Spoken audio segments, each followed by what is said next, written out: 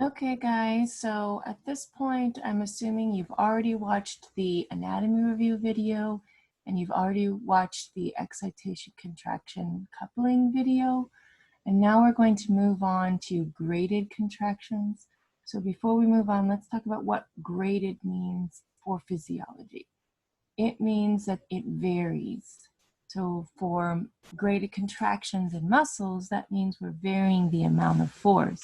Because when you pick something up, if it's very light, you don't need as much force. When you pick something up very heavy, you're going to need to generate more force. There's two different ways to generate more force or to vary the amount of force. The first is called a recruitment, and the second is summation. Let's start with recruitment. So when you think about recruitment, it's exactly what it sounds like. The word recruit means to bring on, to add on to. So recruitment just means you're adding on and increasing the number of activated motor units. And just to review real quick, remember that motor units are one motor neuron and multiple different muscle fibers or muscle cells that they activate. So what you're doing is you're increasing the number of motor units or motor neurons and their muscle fibers to get more force out. So if you're, for example, if you're trying to pick up a pencil that's really light, you won't need as many motor units than if you're trying to pick up, like, for example, a table, something very heavy. Your brain is going to approximate the number or estimate the number of motor units that are needed, and it'll just recruit more as more force is needed.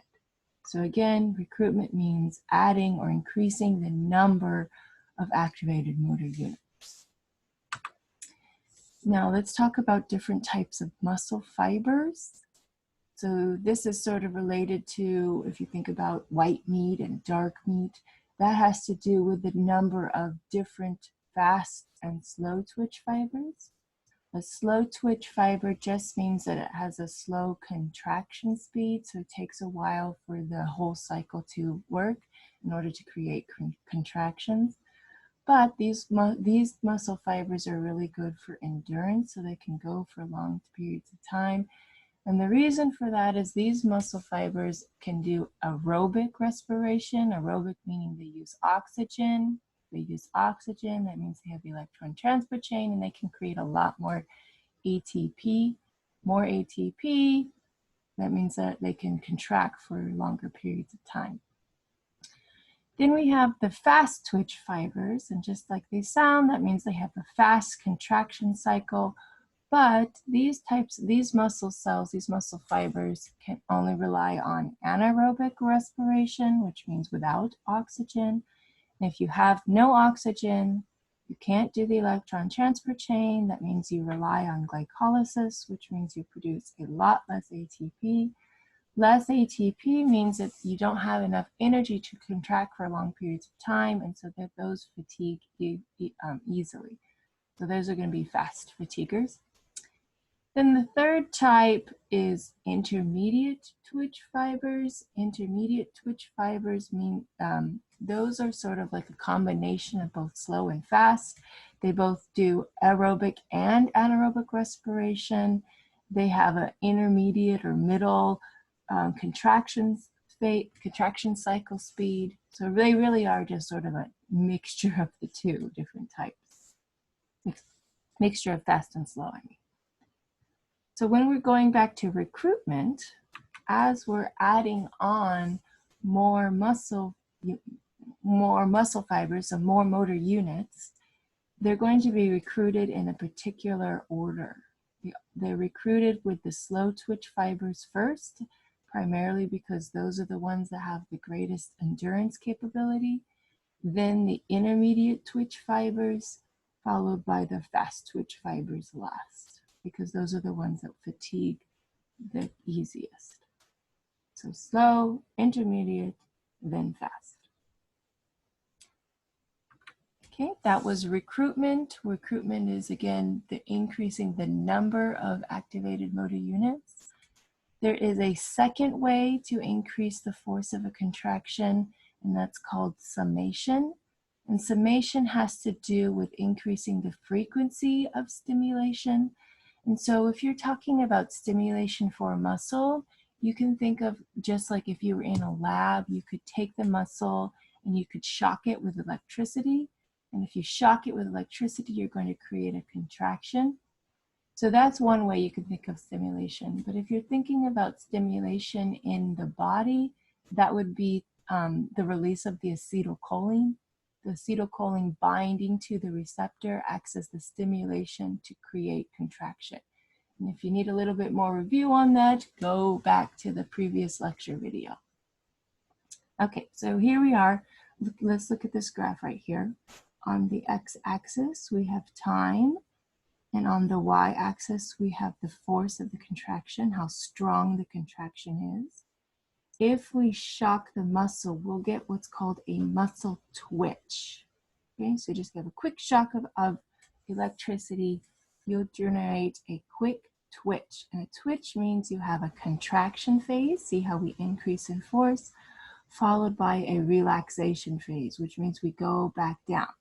Now, if we shock the muscle again before we have the opportunity to fully relax, so right away, we're going to see that the second muscle twitch generates greater force than the first one. So as you increase the frequency of shock, you're going to get an increase in force, and that's called summation. So we have an evidence of summation here because the second shock generates more force than the first one. At the same time, you're going to have something related to that, and that's called tetanus. Now, tetanus is not the same as summation, but it's related to summation because it is also a phenomenon or something that happens when you increase the frequency or how often a muscle is stimulated. So what tetanus means is that you lose your relaxation period. Okay, and there's two different types of tetanus. You have incomplete tetanus and complete tetanus. This would be an example of incomplete tetanus. So we have 5 shocks per second, and they're just so quick that we see an increase in force, that's summation. But the other thing that we see is that the muscle twitch loses some of its relaxation. It does not go all the way back to fully relaxed. You still have some force generated. And that loss of relaxation is called tetanus. But since we have partial relaxation still, that is incomplete tetanus. For complete tetanus, the shocks are so rapid that instead of having a relaxation, you have no relaxation at all. You've lost all the relaxation, and that generates a smooth, sustained contraction. So for example, if you shocked a muscle very, very rapidly, it would contract, and instead of contracting and relaxing, sort of jumping around, it would contract and just stay contracted for the length of the shocks. That would be complete tetanus because you have a smooth, sustained contraction.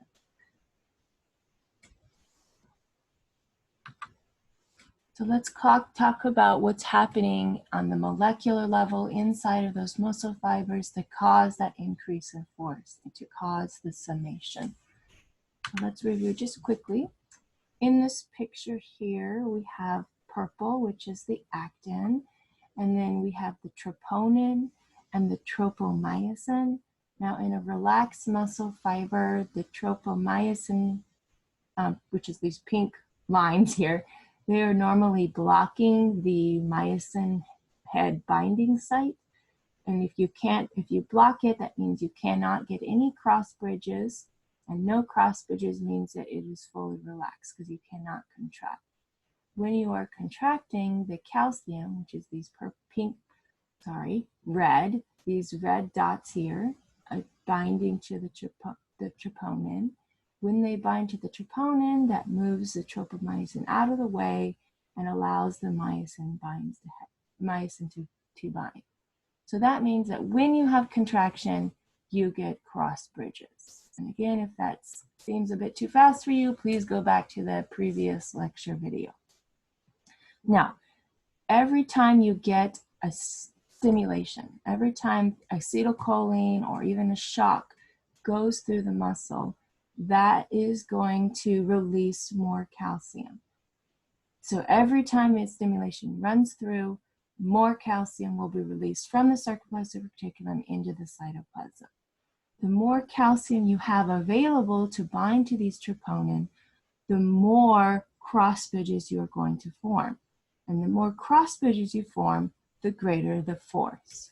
Okay, so as you increase the frequency or how often you stimulate the muscle, you're going to increase the amount of calcium released from the sarcoplasmic reticulum into the cytoplasm. More calcium available creates more cross bridges, and more cross bridges create more force. And that's why you create more force with an increase in frequency, which means you have summation. Now, another thing we want to think about is if you notice here, if you increase the frequency, at some point you're not going to increase the force. So when do you have the maximum amount of force possible that you can create? Well, the answer is all of those cross bridges have been formed. All of the cross bridges are connected to the actin. So all of the myosin heads are connected to the actin. You cannot generate any more force after that point. At that point, you've reached the maximum amount of force that you can generate.